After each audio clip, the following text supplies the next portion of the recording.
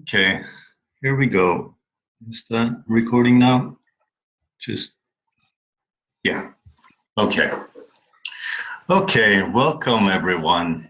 I, I'm really excited about this webinar and what we're going to talk about. I'm not going to talk so much. I'm just going to talk a little bit in the beginning. But thank you everybody who has come, and instead of watching Netflix or the news, you come to this to watch us or talk with us. And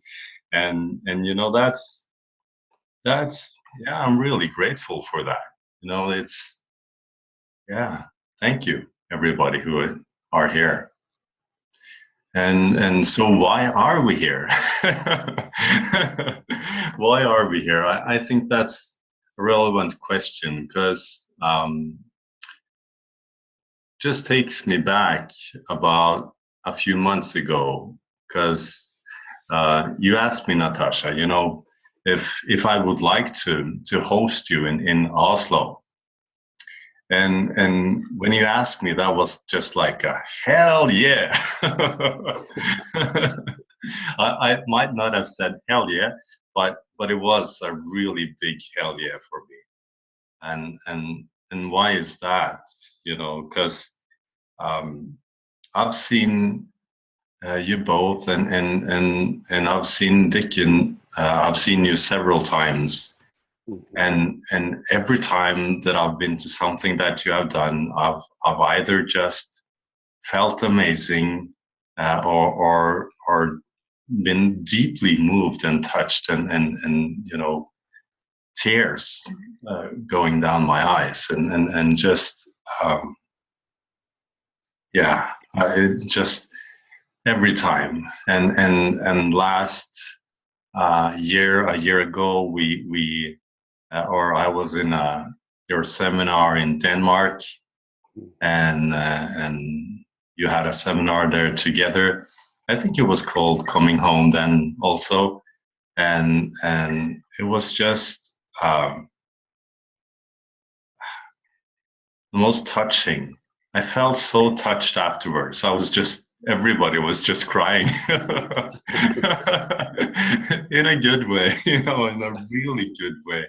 I just felt love. I felt touched. I felt like this was something that everyone that I know should experience. And so when you asked me, Natasha, it was a no-brainer to say yes. I want you to come to Oslo and have a seminar here as well. I and so uh, why do we have this webinar today? This webinar is to give people a taste of um, what you are going to talk about in the seminar when you come to Oslo.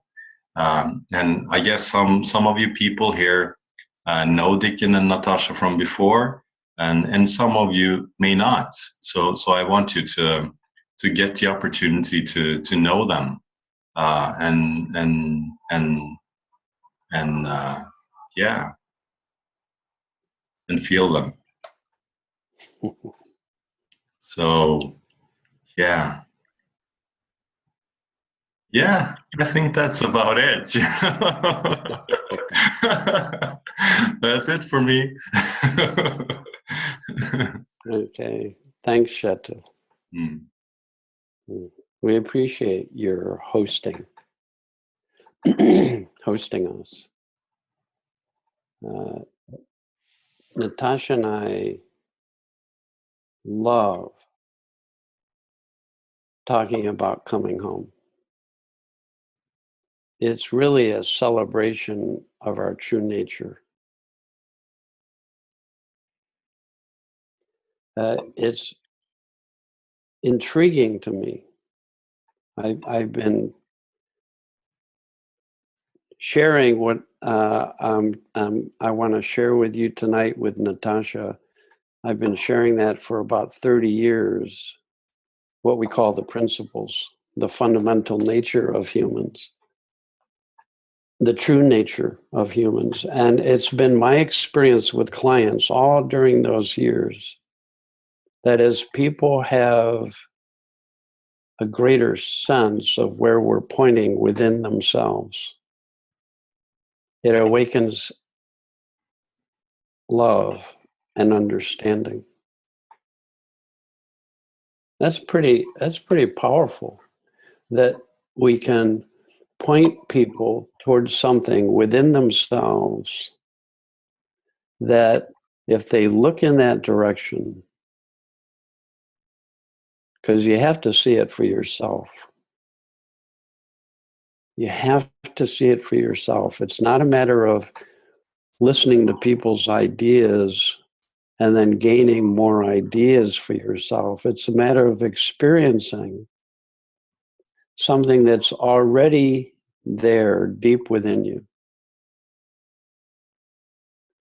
And without even having to understand what's happening, if you touch that space, you can't help it. You can't help but to feel better and know more how to deal with whatever is going on in your life. It almost, as I say it, it almost sounds too good to be true. It's mind-boggling to me that there is already within every human being a space that when you sense or intuit or feel that space, your personal thinking quiets down and your heart gets bigger. I don't know how else to say it. You just start to expand your sense of self as you melt into the space. You expand a sense of self, so it includes way more than what you think you are. It blows the roof off your ideas and beliefs about yourself and about other people and about life. It takes you beyond anything you can believe to intuiting something that goes way beyond the intellect and way beyond belief. And that's the good news, is that everybody already has built into them everything they need to become more expansive in your view of life, which allows you to be more unconditionally loving toward all that arises within you as experience and all that goes on around you in terms of life events. So ultimately, I have never come across anything so ultimately practical, because it helps you have the heart and the knowing to move forward in life and deal effectively with all the challenges and difficulties that come your way. And there's that very loving and knowing becomes the foundation for building really healthy relationships. So when I got quiet this morning, that's what hit me. So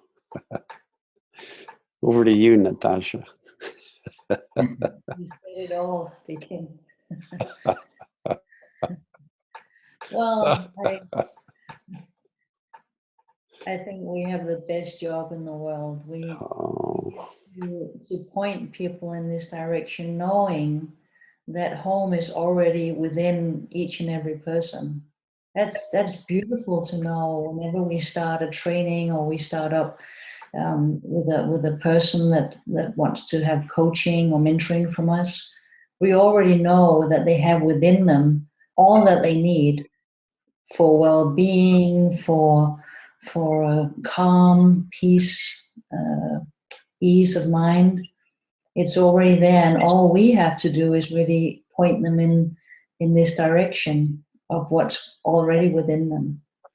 And really, wisdom is not something that we can give to anybody. It's not possible. Wisdom lies within the quiet of your own mind.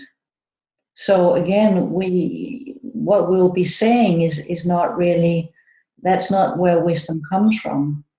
Hopefully we'll be able to point you beyond the thinking, beyond our words, and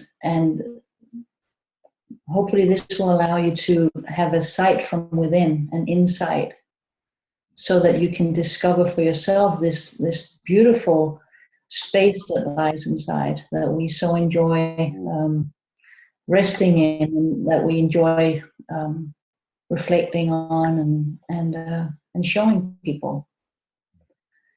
So I remember, when I started looking in this direction and just looking for what's the steps, how do I get there, and just discovering more and more that there's no steps, there's really nothing to do. It really has to do with insights. And once you start touching this space, once you start experiencing for yourself the beauty that lies within, the more you touch the space, the more love and compassion just comes up. It wells up in me so often. I really feel more and more that at the core of every human being lies this love. Our soul is love, and love is very much about giving, just giving, without expectations of getting anything back, without any there's no judgment in love. It's giving of yourself. So the more that I rest in my own soul, the more that I have a understanding of my true nature, the more in harmony with love I am. And that's where compassion comes from. That's where I, not only with other people, but with me. Whenever I get stuck in some emotion, and I start hitting myself with a big hammer because I did something that I thought was stupid, very often I won't be in that emotion for a very long time, because I'll start laughing, noticing that this is what I'm doing. Thought has created this experience in me of discomfort somehow, and I've become quite sensitive now to this discomfort, so much so that I know where to go now. I used to go to start thinking about, where does it come from? What did I do? Or even as a psychotherapist, I would before I would start thinking back in time, where does it come from? But now I know to just rest within this space that we call home, and whatever was there dissolves. And what arises in me is this compassion towards myself. So it becomes really much easier to be compassionate with myself, my ups and downs, and with other people's ups and downs. Being with people in intense suffering it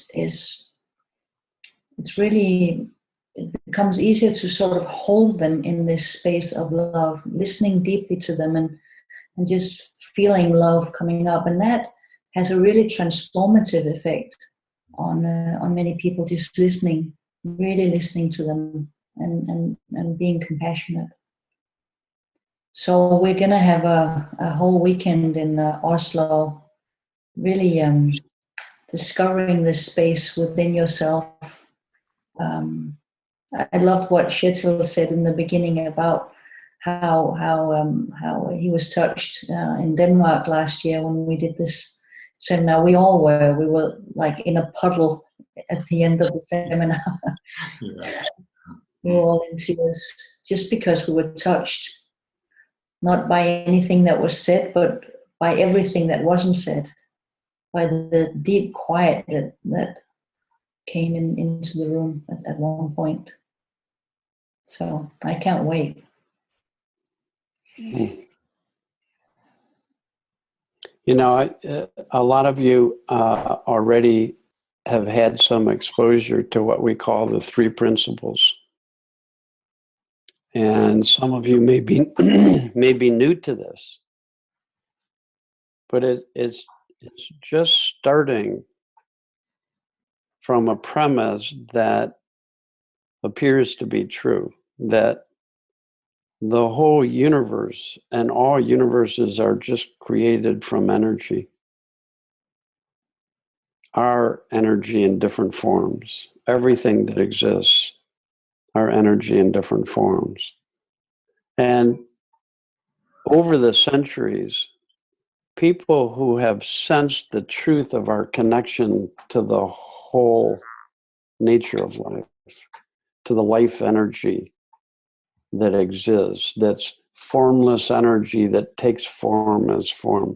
People everywhere who have intuited the truth of that, from scientists to mystics to ordinary people who have insight into the, I mean, that's the good news. There's hope for all of us.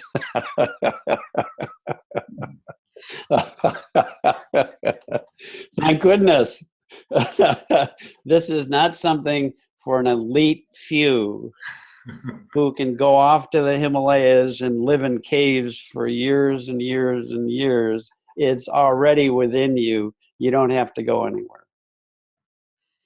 And when we say within, it just means it's beyond any idea you may have of life or of yourself.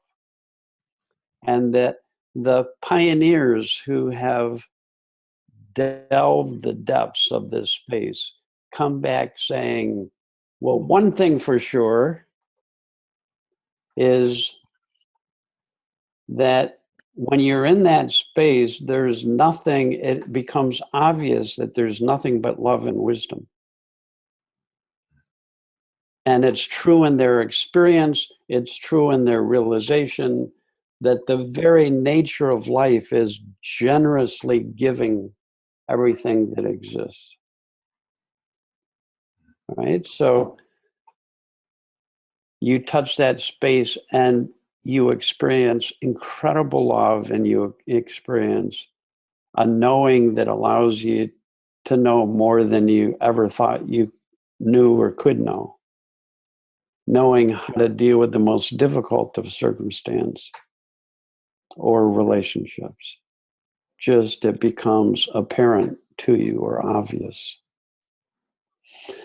And then the pioneers who have explored the depths of this space have also come back to say, when you're in that space, you experience an awareness that's universal. It's just wide open. It's completely unimpeded or limited by any idea, belief, or concept. It's totally free. We get a taste of that when we're born and experience life free of belief and concept.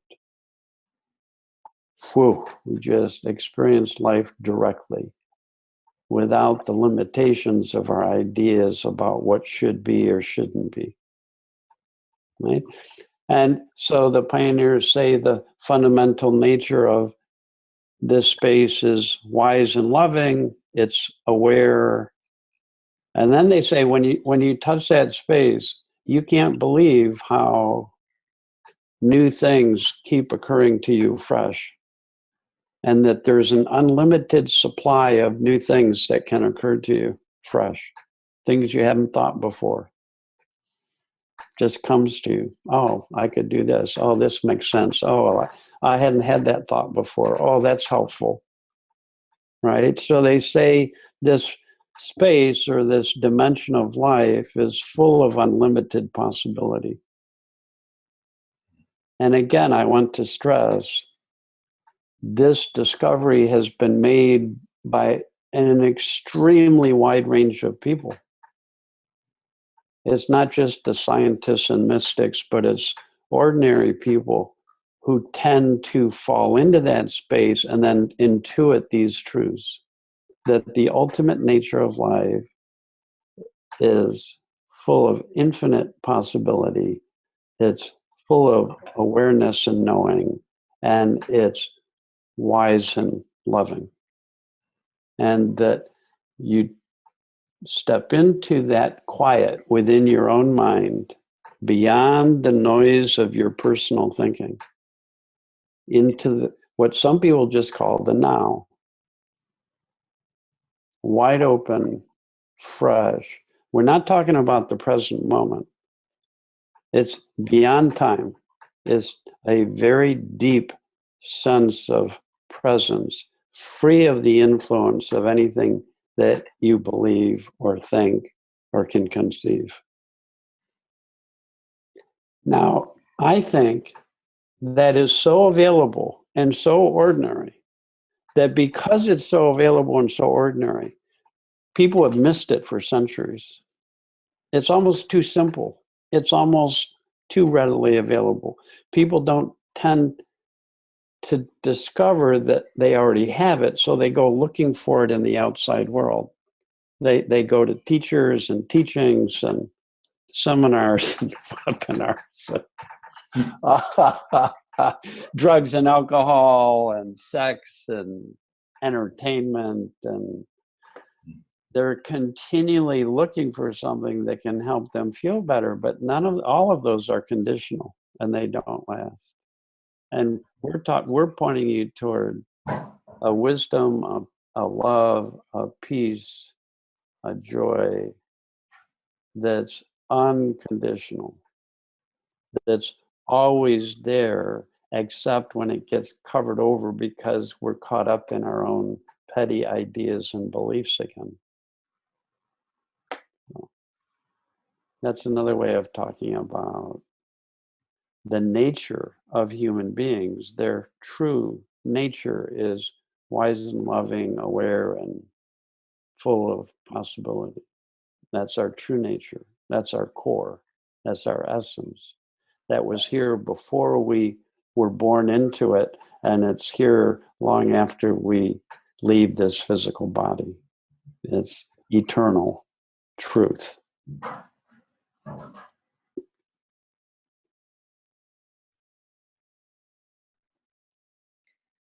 There's some wonderful benefits, I think, that are very ordinary, as you said, Deacon, in starting to have this understanding, which has to do for me about I've become much more comfortable with not knowing.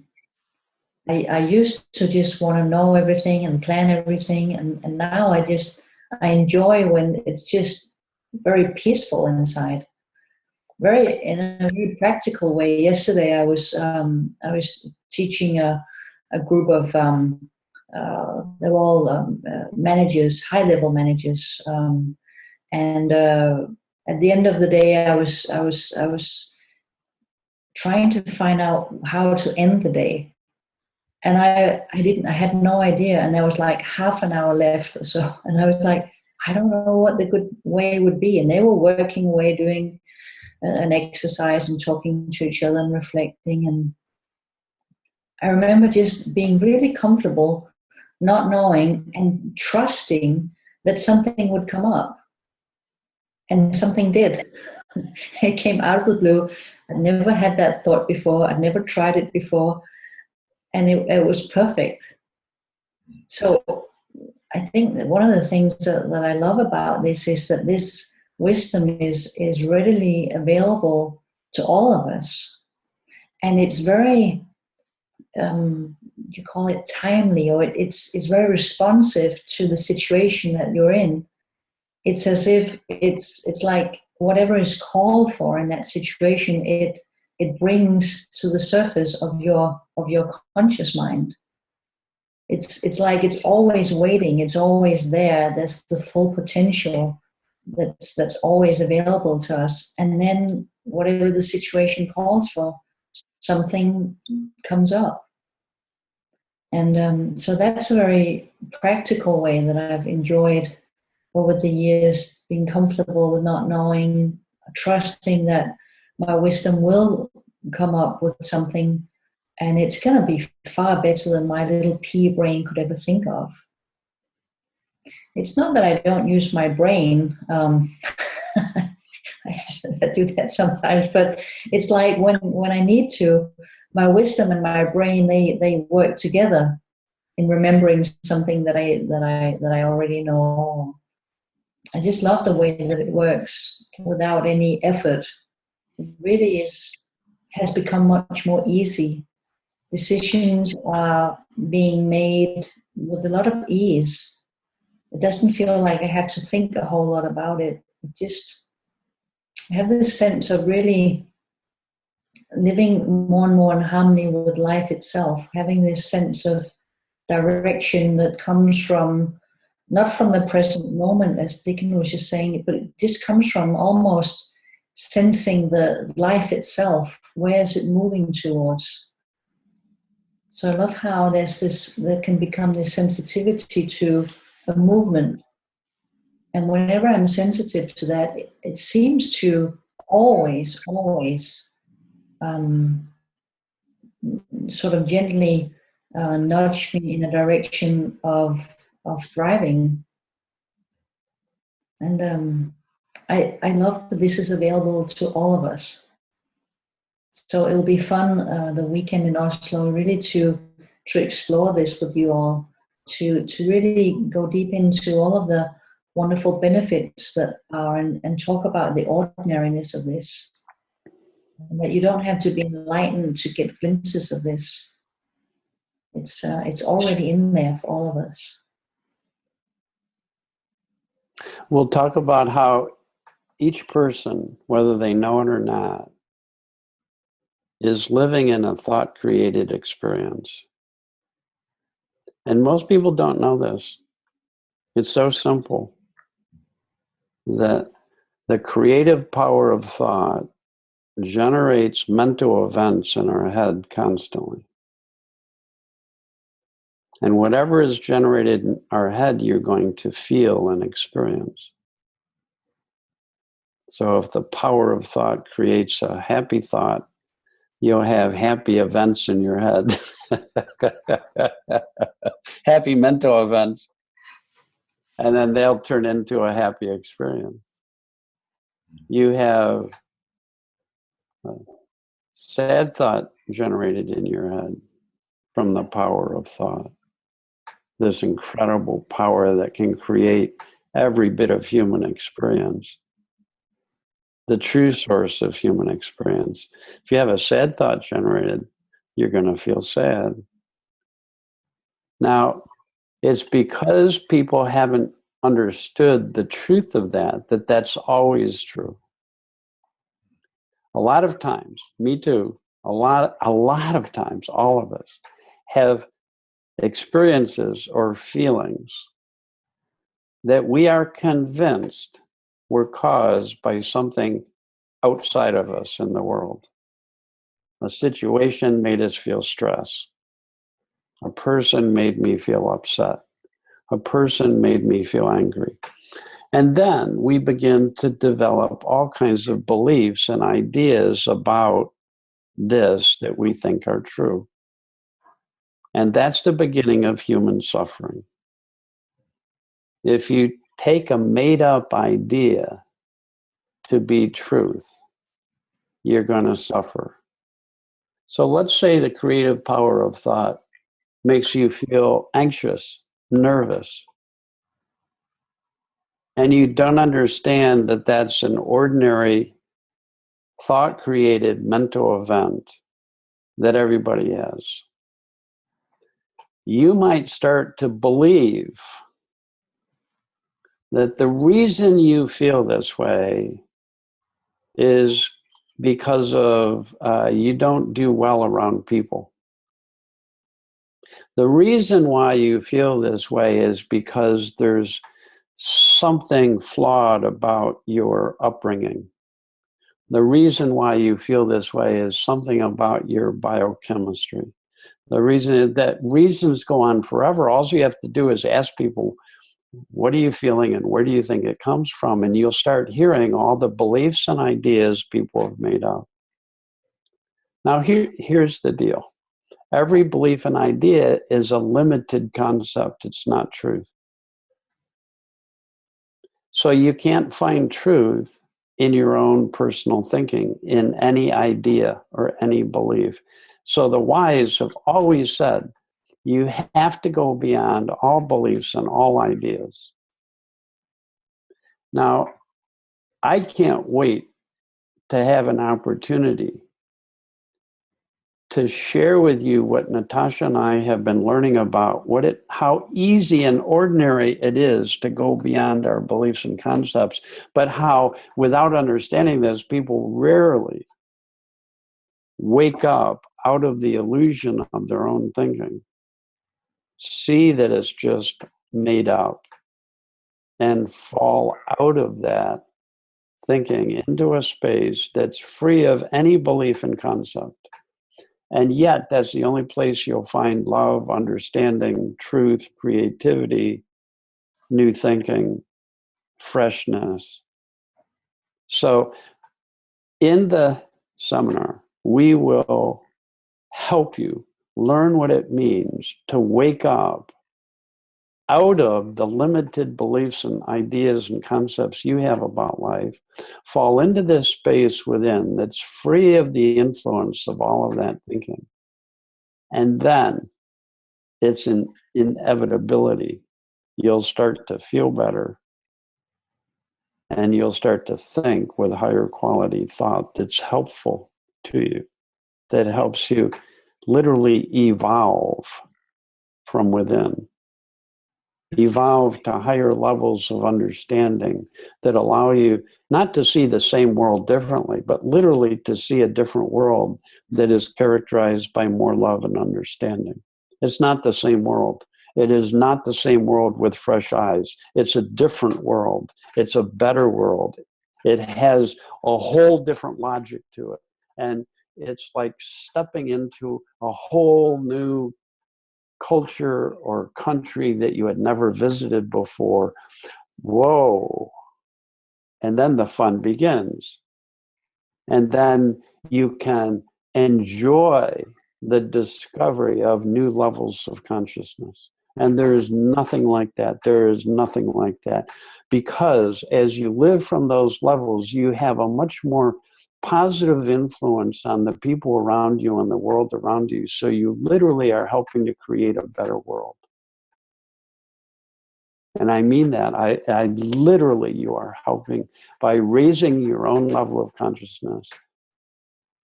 You're going to help create a better world. I'm doing a whole seminar on that tomorrow because I'm so convinced that that's the only way true change will happen in the world.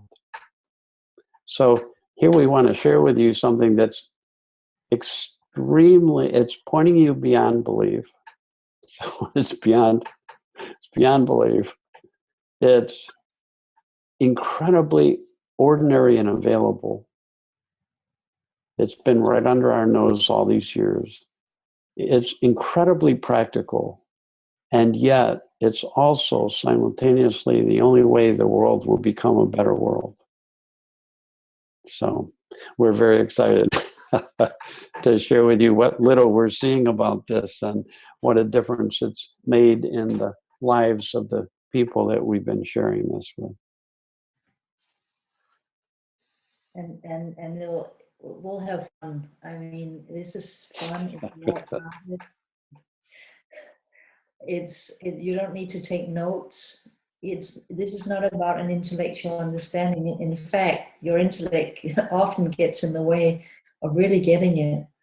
It's much more about having this feeling, sensing something inside of yourself that's always there. The beautiful thing is that even when you get caught, even when you sometimes get lost and actually believe that it is Deacon who creates my suffering sometimes, even if I believe that, sometimes I can wake up from that and realize what really is creating my suffering, which usually is if I'm in a low mood and I believe my thinking, that's usually what creates the suffering.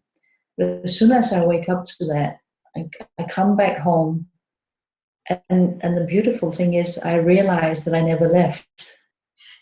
You can't get away from it. It's right underneath our nose, as Dickens said before. It's always there. We can rely on it. In fact, it's the only thing that's always there. Thinking, feelings come and go, but the home is always there. We can rely on it. We can trust in it. One other point we want to make, because we're talking about you discover this space as you go beyond your intellect. But believe me, we are not trying to throw the intellect out. As you touch this space where wisdom resides, wisdom knows how to work in harmony with the intellect. And literally, your capacity to utilize your intellect improves dramatically. And then wisdom and the intellect work together in harmony.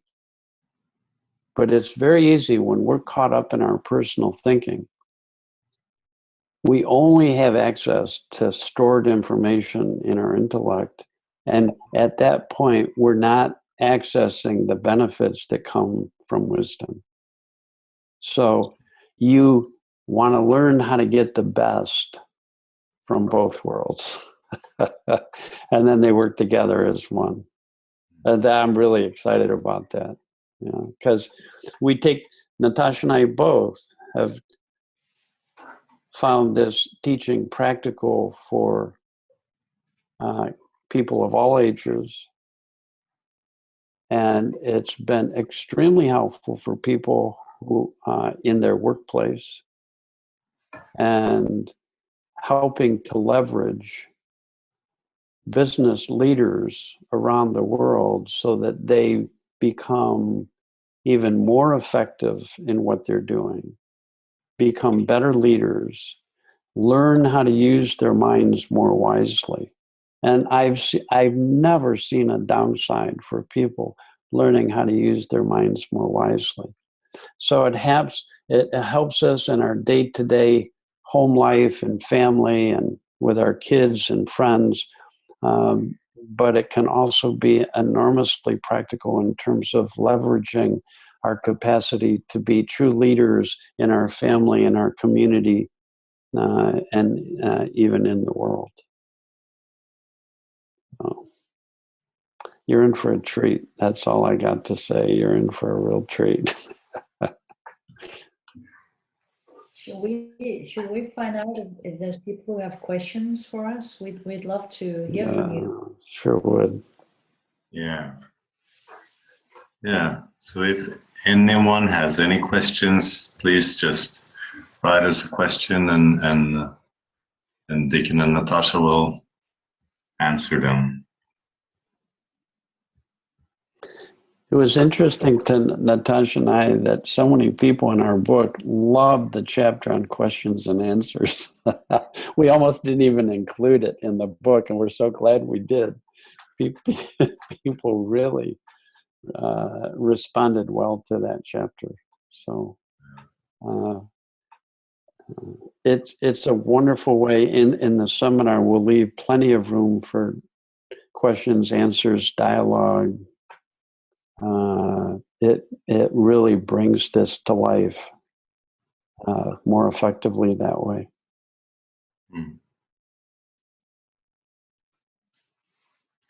Yeah, I have a question here.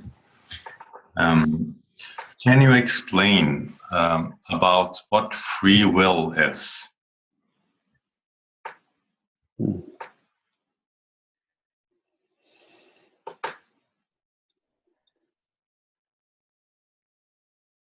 One way of thinking about free will is that we're free thinkers.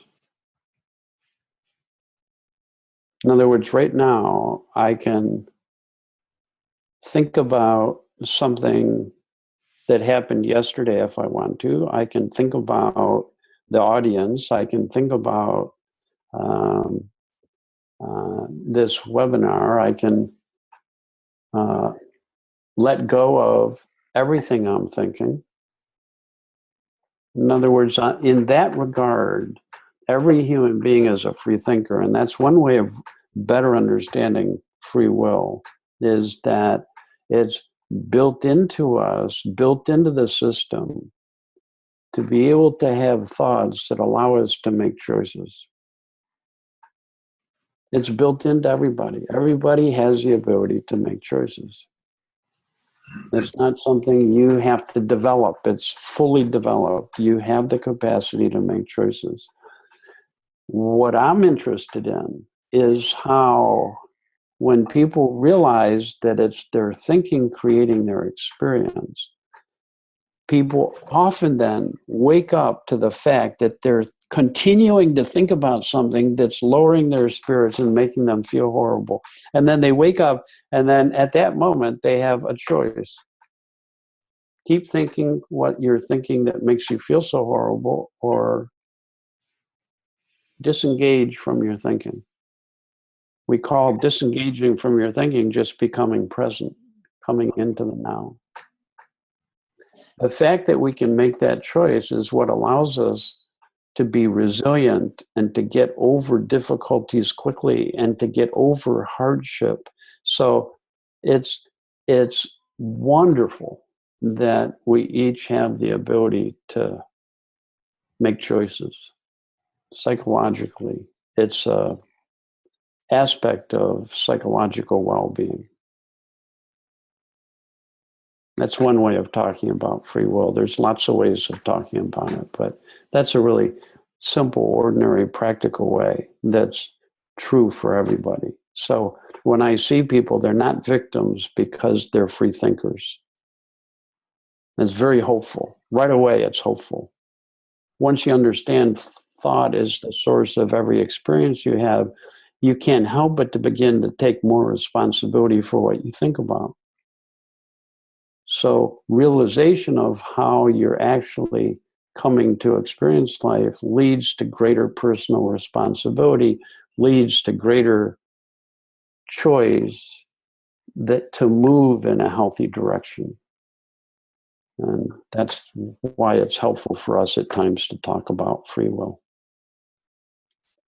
And I love the way that our emotions help us, wake us up from the kind of a trance that we sometimes get into by thinking certain thoughts and feeling bad. And if we didn't have our feelings to sort of, though we would start feeling bad, maybe we wouldn't notice that it's actually thought that's creating it. So the understanding of the only thing that can ever create your emotion is thought.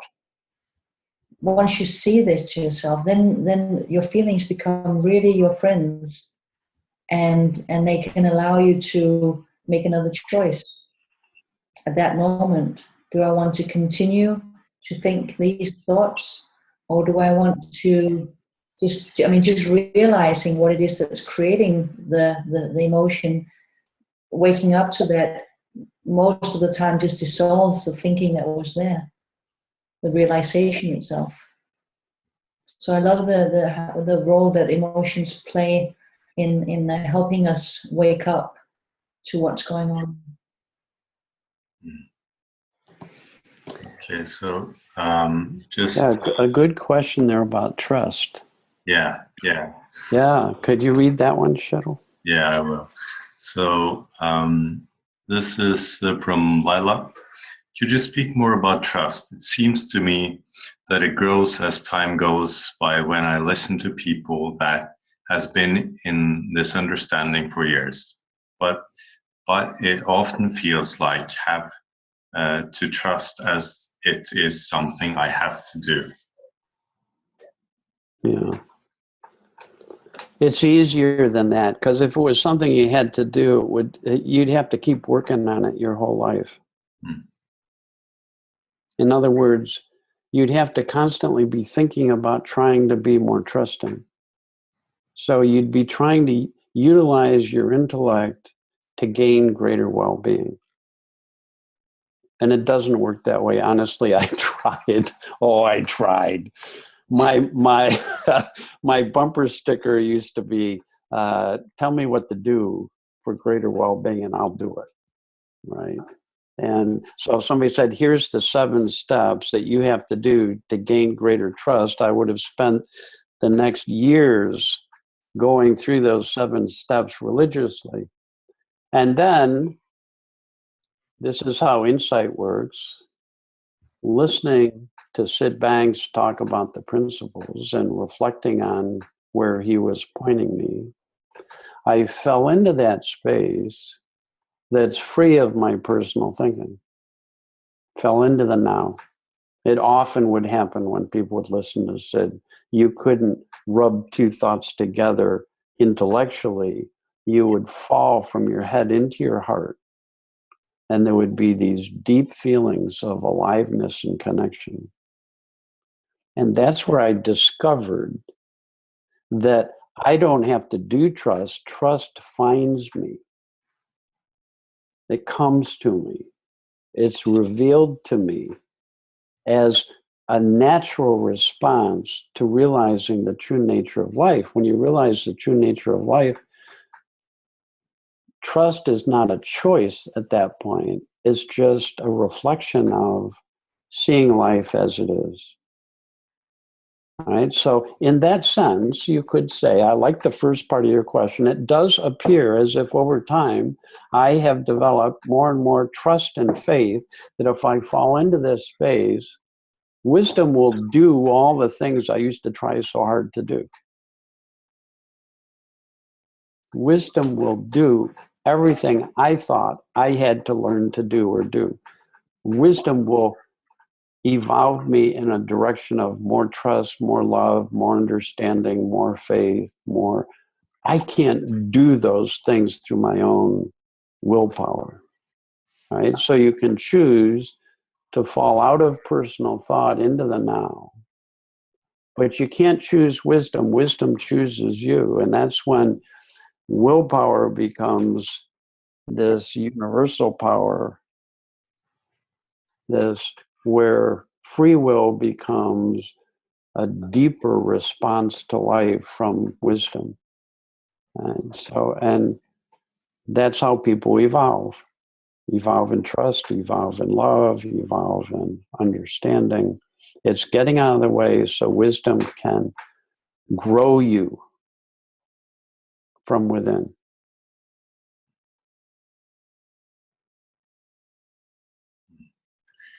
Okay, so we have about 10 more minutes to go, and there is 2 more questions, and so if we can spend about 5 minutes on those 2 questions, and maybe the last 5 to wrap it up. So next question is from Pat. How do we touch that space within that wisdom? Well, there's no doing. It's a falling out of your personal thinking. It's allowing yourself to go beyond any belief or idea that you have. But it's not a doing. It's very difficult to speak about it without it sounding like a doing. You touch that space, it sounds like a doing, but it's something that happens when you fall out of that space, and often that will happen. Just this morning, I was sitting outside with my morning coffee, and there was a blue sky, and there was these white strokes of cloud that was just so beautiful. I just felt like I just fell out of my thinking, and in that moment, I touched that space. But there wasn't a doing. It's almost like what Dickens said before. It finds you. The space finds you. It's already there. All what happens is that I just fall out of the conceptual thinking that I was having.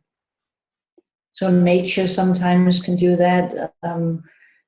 Or it happens when I look at something beautiful, but there's no doing. This space finds you in the quiet of your mind. It's one way of saying it. I can describe what it's like when I'm touching that space. Another way of just thinking about that in a very ordinary way is you're just wide open to the present moment as it is. It's very ordinary. It happens to people all day long and they don't know it. So it's the last place people tend to look when they're feeling tension or stress. It's so ordinary. There's no one. If I follow a person around during the day, I'd say right there, you're not thinking about things. You're just open to life. So a metaphor for being open to life, which is another way of stepping into that space, a metaphor for that is listening. I can't tell you how many people say, oh, it's so hard. How do you touch that space? How do you? I say, listen to me and I'll tell you the secret. And they go, okay. That's it. That's the whole secret.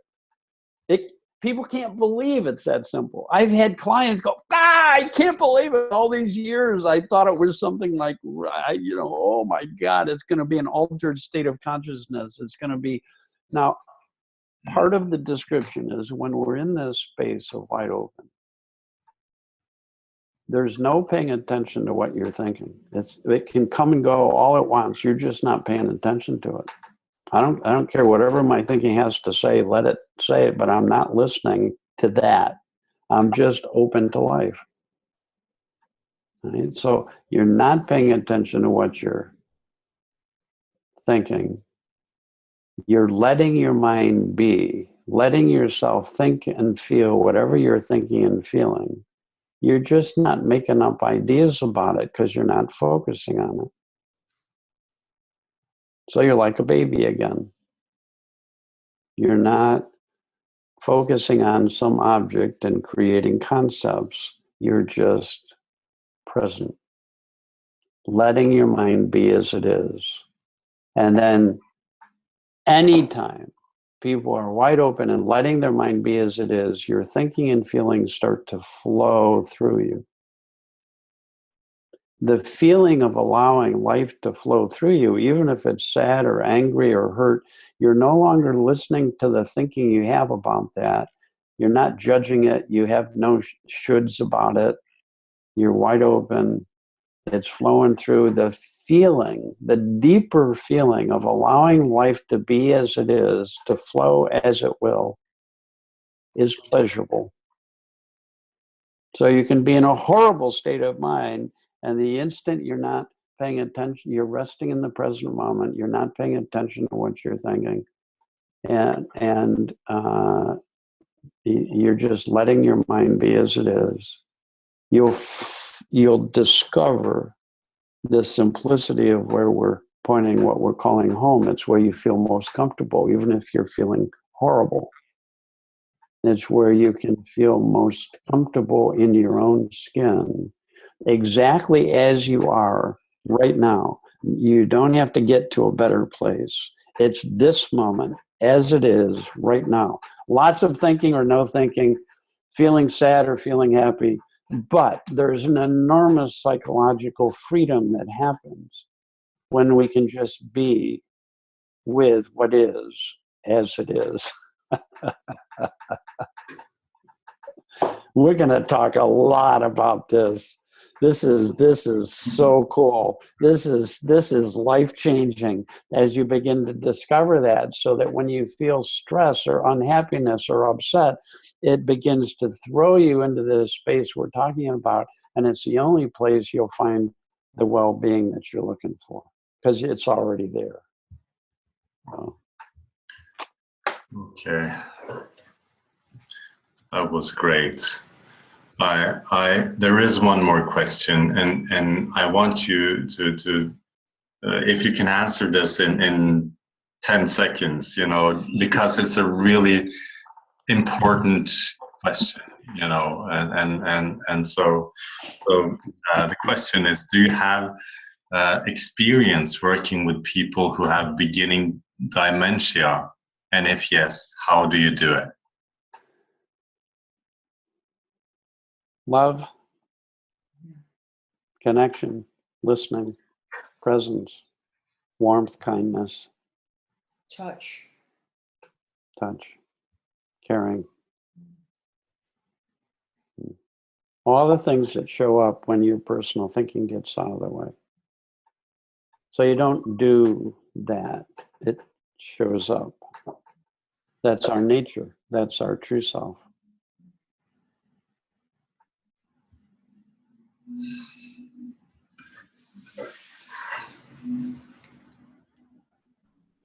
Wow. Okay, so I'm gonna wrap it up now. Just I wanted to say something about the book in the beginning, but I can say something now. It's not too late. I just, because this seminar that we're having in Oslo is of course, if you read the book, we're going to talk, or Dick and Natasha is going to talk about the same, which is in the book. And I've read a lot of different books within the principles community. I've read all Sid's books and a lot of other books. And in this book, just to say, is it the best book that I've read? Yes, I think so. And it's hard to say, because Missing Link and all the Sid's books is amazing too. But what this book has is such a deep tribute to Sydney Banks. It's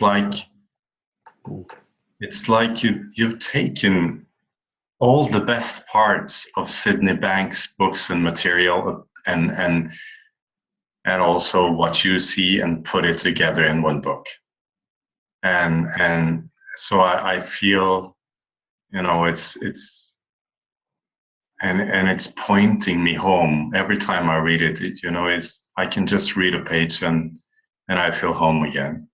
And so, yeah, I just want to say I love that book. And I guess many people who are on now have read it. If you haven't read it, it's highly recommended.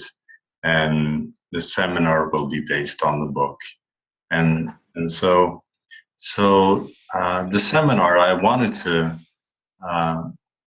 have a really nice place that we're going to be at. And so we're going to be at a place called Stratos in Oslo in Norway. It's on the rooftop of Oslo, so we're going to have a really great view over all of Oslo. It's a beautiful place, and yeah, I think that everybody who's coming is going to love it. And yeah. Someone asked what the book is called. Yeah, the book is called Coming Home: Uncovering the Foundations of Psychological Well-Being. Yeah. So and for everybody who is here now, you're more than welcome to come to the seminar. If you would like to register and reserve your seats, you can go to the Coming Home Oslo on Facebook, and you'll find a link to Eventbrite there. And the early bird is out now, so it's still a few days left, but not too many. So if you want to come and get a good price, then reserve your seat now. Yeah. There was also going to be. There's one of those early birds.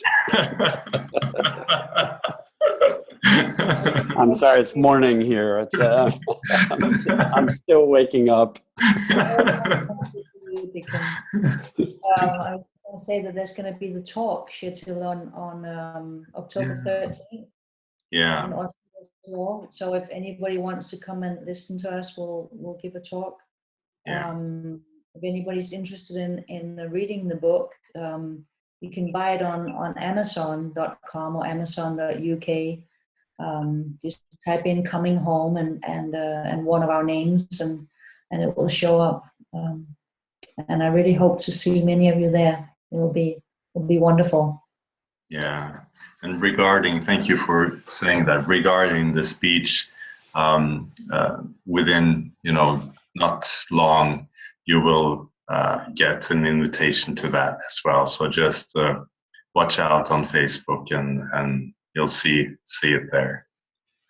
So thank you everyone for listening in, and thank you Dickon and Natasha for just being lovely souls. I love listening to you every time. So thank you everyone. So yeah, hey, yeah, bye everybody. Thanks for coming. All right. Bye everyone. Yeah, hope to see you. Bye. Bye.